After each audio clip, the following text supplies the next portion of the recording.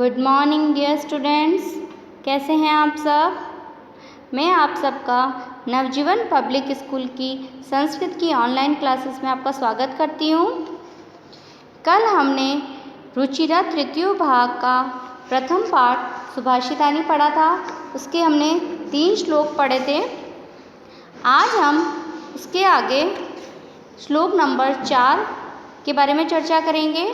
श्लोक पढ़ने से पहले मैं आपको शब्दार्थ बता रही हूँ, इससे आपको श्लोक का अर्थ करने में आसानी होगी। असौ अर्थात यह, मधुमक्षिका मधुमक्खी, कटुक कड़वा, मधुरम मीठा, पित्वा पीकर। यहाँ पा धातु में कत्वा प्रत्यय लगा है।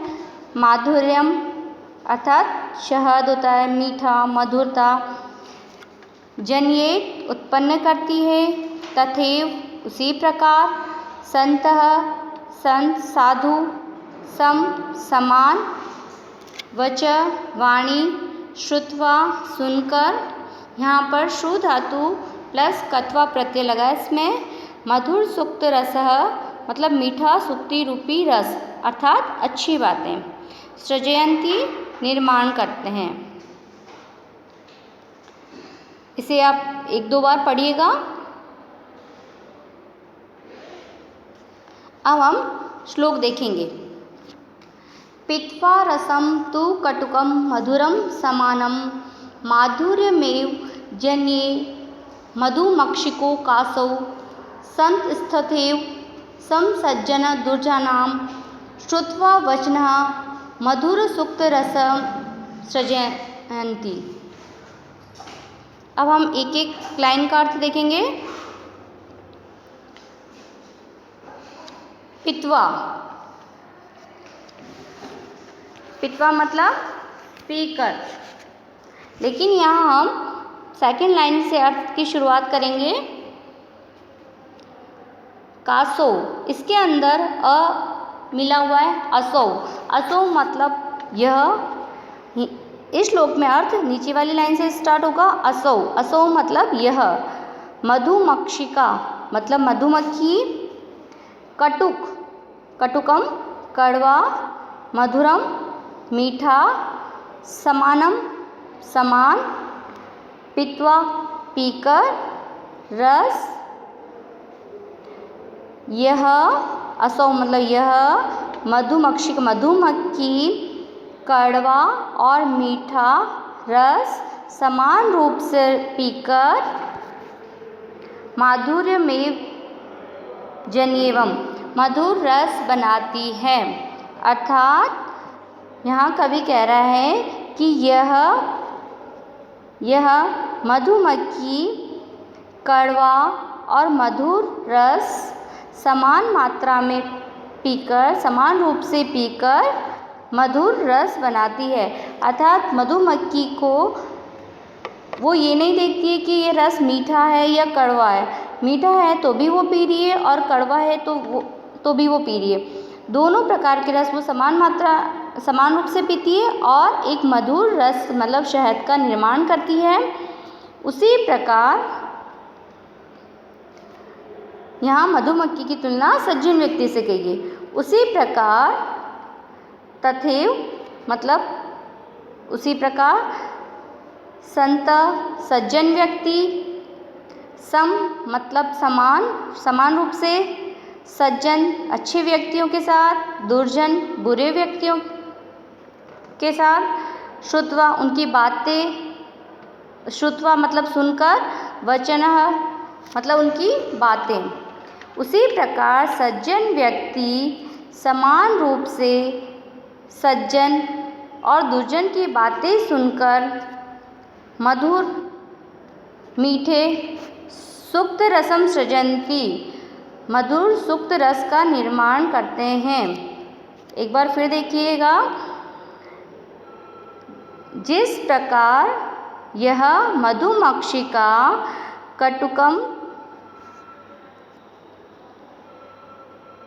कड़वा और मीठा रस समान रूप से पीकर मधुर रस का निर्माण करती है, उसी प्रकार उसी प्रकार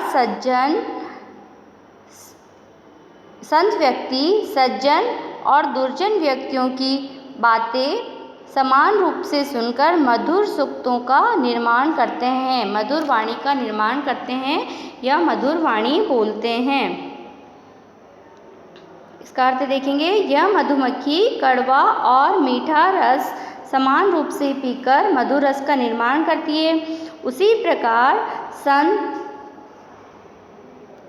संत लोग सज्जन और दुर्जनों की बातें समान रूप से सुनकर सदा मधुर सुक्त रस मीठी वाणी का निर्माण करते हैं।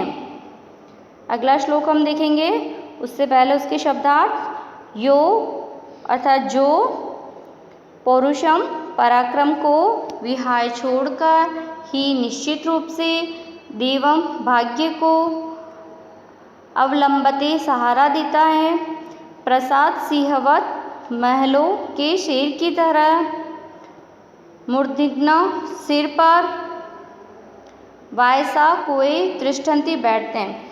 आप सबसे सोचेंगे कि मैम इतने सारे शब्दार्थों में याद हो नहीं सकते, याद नहीं करने, एक बार आप इनको पढ़ लीजिए। आप एक या दो बार इनको पढ़ेंगे तो अपने आप आपको आने लग जाएंगे और आपको अर्थ करने में आसानी होगी। अगला श्लोक है, विहाय पौरुषम यो हि देवमेवाव लंबते, प्रसाद सिंहवत तस्य मूर्धन्य तिष्ठति वायसा। यहाँ पर उस व्यक्ति के बारे में बताया गया है जो परिश्रम नहीं करता है, उसकी परिस्थिति, उसकी स्थिति कैसी होती है। यो का अर्थ है जो, विहाय मतलब छोड़कर, पौरुषम मतलब पुरुषार्थ परिश्रम को, देव यहाँ पर अगर एक मात्रा होती है देव का मतलब होता है भगवान और देव मतलब भाग्य। अवलंबते मतलब सहारा लेते हैं, अर्थात जो अपने भाग्य परिश्रम को, विहाय मतलब छोड़कर अपने भाग्य का सहारा लेते हैं, उस व्यक्ति की स्थिति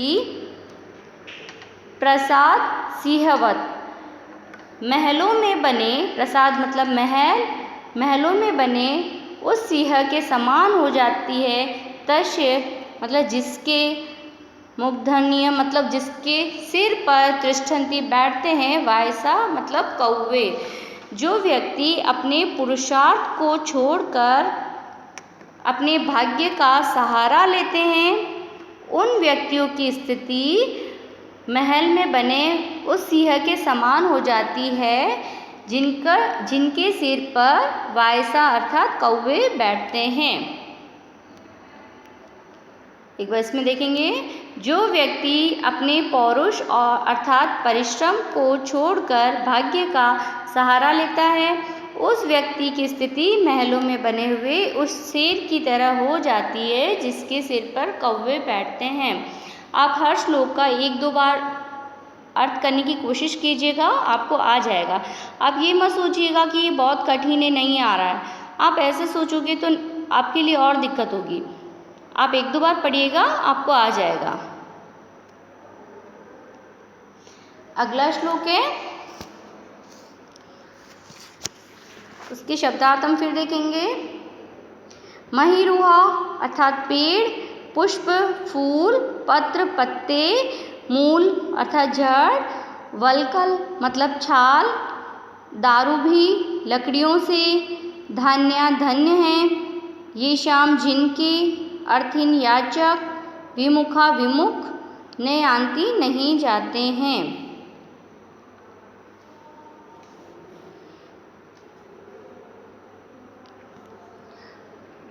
पुष्प पत्र, पुष्प पत्र फलच्छाया, मूल वल्कल दारू भी, धन्या महिरुहा, येषां विमुखम यान्ति नार्थिना। आप रीडिंग करने की भी कोशिश कीजिएगा। अब हम आगे देखते हैं। महिरुहा, महिरुहा का क्या अर्थ होगा? पेड़। महिरुहा का क्या अर्थ होगा? पेड़ अर्थात वृक्ष। पुष्प फूल, पत्र मतलब पत्ते, फल मतलब फ्रूट फल, छाया मूल अर्थात जड़, वल्कल मतलब छाल। आप इनके कठिन शब्द इन शब्दों के ऊपर पेंसिल से लिख लीजिएगा ताकि अर्थ करते वक्त आपको आसानी हो। वल्कल मतलब छाल, दारू भी मतलब लकड़ियों से, धन्य है।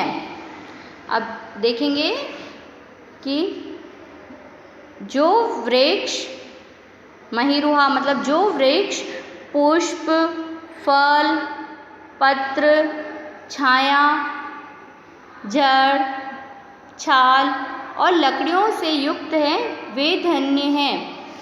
येषां विमुखम यान्ति नार्थिनः, जिनके कारण वे कभी भी अपने याचक को निराश नहीं करते हैं।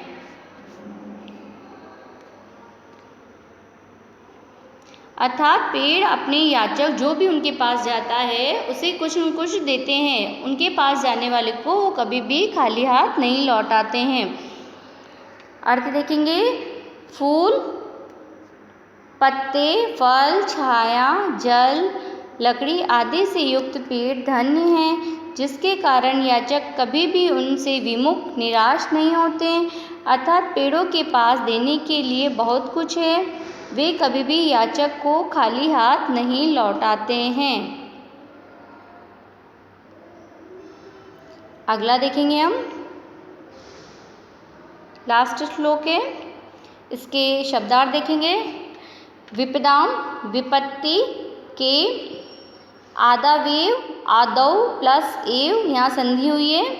पहले ही मतलब निश्चित रूप से, प्रतिक्रिया मतलब हल ढूंढना समस्या का सॉल्यूशन करना,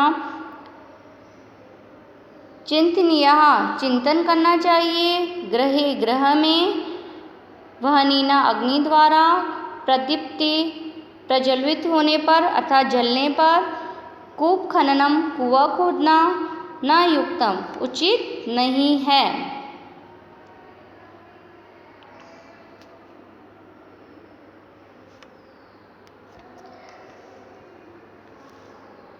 चिंतनीया ही विपदाम आधावीव प्रतिक्रिया न कूप खननम युक्तम प्रदीप्ति वहिना ग्रहे।